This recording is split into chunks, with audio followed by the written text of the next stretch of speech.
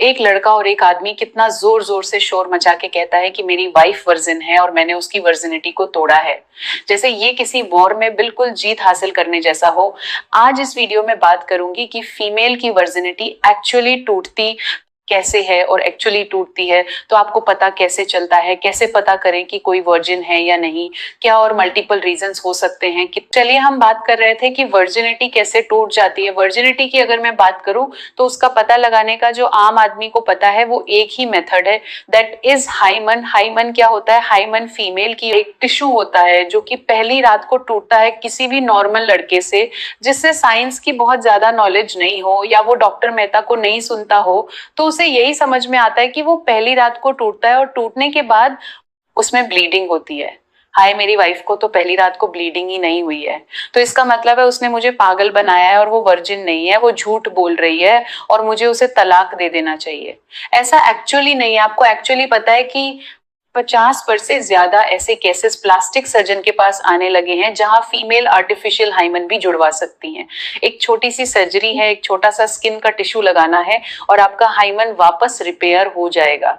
हमेशा समझिए कि ये सही सोच नहीं है कि अगर हाइमन होगा तभी मेरी वाइफ वर्जिन होगी, ऐसा नहीं है।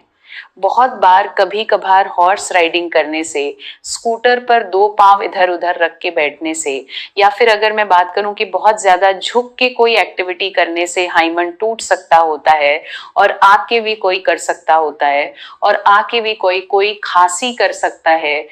कई फीमेल्स में तो बचपन से ही हाइमन नहीं होता और कई फीमेल्स में इतना स्ट्रॉन्ग हाइमन होता है कि पहली रात को टूटता ही नहीं है और लाइफ टाइम रहता है। तो ये कोई इंडिकेटर नहीं है। हाँ, 50% से ज्यादा फीमेल्स को ब्लीडिंग होती है, बट जिनको नहीं भी हुई है उसका ये मतलब नहीं है कि वो वर्जिन नहीं है।